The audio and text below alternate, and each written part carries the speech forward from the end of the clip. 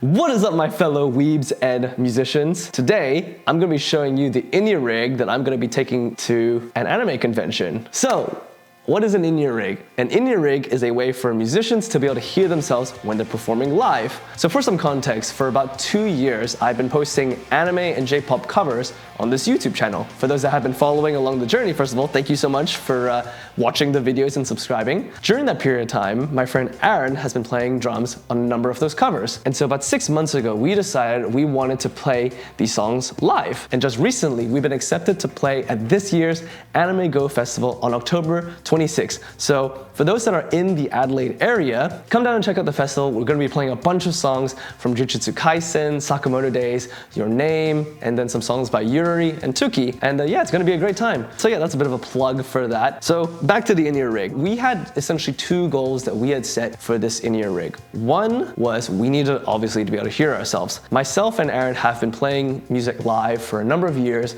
and we had gotten very used to hearing ourselves using in-ears. So that was why we wanted to, first of all, build this rig. It was essentially a way for us to be able to hear ourselves, whether it's playing guitar or singing or playing drums. The second goal we had set for this in-ear rig was for us to be able to run tracks. Now, because there's only myself and Aaron, we don't have anyone to play bass or additional guitar or piano, which led us down the path of using tracks. Now, whether or not you agree on running tracks or not live, we felt like at the time, we would rather prefer playing together, just the two of us, and get really tight together instead of trying to, audition other musicians and try to make it work within a short period of time. Because keep in mind, we hadn't played these songs live together. Most of the time when we've made the covers, we've always recorded them in the studio separately. And so it's a much different process when you're playing live, right? And so that's why we needed not just a way to hear ourselves, but a way to be able to hear the click, to hear cues, and to hear the other tracks that are being played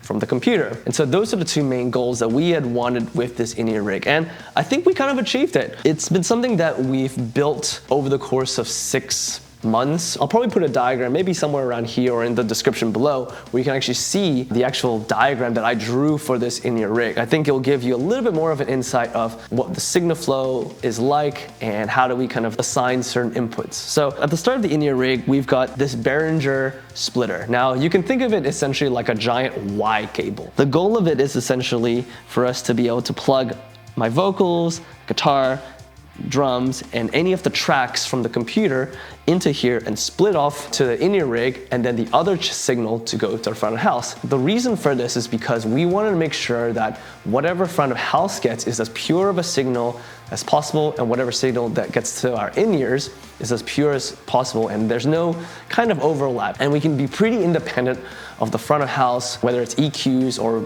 gain staging that they do on their end.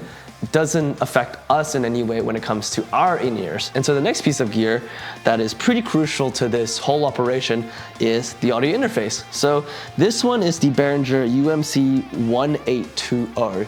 This is an 8-channel interface that we got 2-3 months ago, and it's been rock solid. USB interface, no issues whatsoever. So the idea of this interface is that we're not using any of the inputs. It is purely just for the multiple line outputs that are built into this interface. So channels 3 and 4 are acting as our click and our cues, and channels 5, 6, 7, and 8 are our tracks. So channel 5 is going to be the bass, channel 6 is backing vocals, and 7 and 8 are our stereo instruments. Now, we could have gone down the route of having separate outputs for, say, additional guitar or piano or acoustic, but when I was building this diagram, I kind of realized that it didn't make sense to have dedicated outputs, because for most of the time, you're only really running maybe one additional guitar or maybe like a stereo piano or acoustic guitar. It very rarely necessitated to have individual channels for those stems. Maybe in the future we will do something like that, but for mainly cost-saving reasons, we kind of didn't want to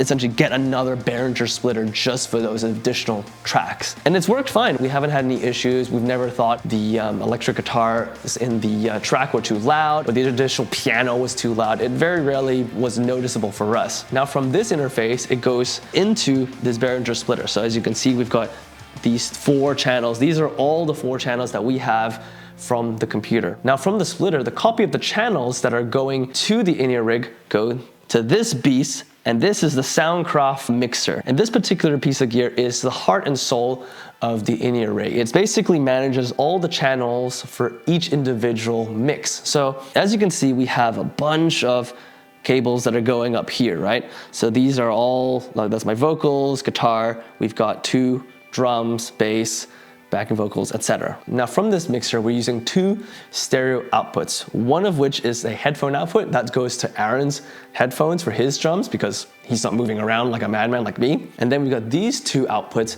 and that goes to my wireless receiver, which we'll get to in a second. And so in this mixer, it handles our individual mixes. So in my case, I like to have my vocals a little bit higher, my guitar's also a bit higher, and then also crank the click and cues just so I can actually hear that really clearly, because that keeps us in time with the track and we can kind of play as smoothly as possible. And so from the stereo output, it goes to the wireless receiver, and that's what I hear when I'm playing live. This basically means then that I don't have to worry about a cable connected to me. Now the wireless unit I'm using is the Sennheiser XSW. Now this is sort of like a mid-level wireless receiver. It's not the high-end Sennheiser, but it still has a lot of great features that are built in from Sennheiser. And ultimately, I wanted something that I could rely on, and Sennheiser have been in the wireless game for such a long time. It was just such a no-brainer to go with something from Sennheiser. And all these devices are all being powered by just a simple 1U power strip. But that's pretty much the rig, all things considered. It's a super simple rig,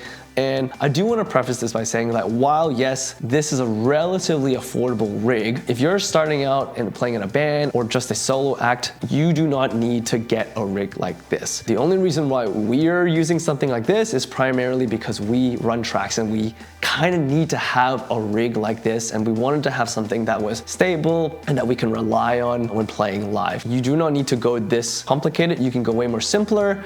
There's plenty of YouTube videos that show even simpler rigs than this, and this is still pretty simple, all things considered, right? So I do want to preface that. But yeah, that was the in-ear rig. So hopefully you guys learned something from this video and can take some inspiration from it. And yeah, hope you guys liked the video. Please comment and like and subscribe and all the good stuff.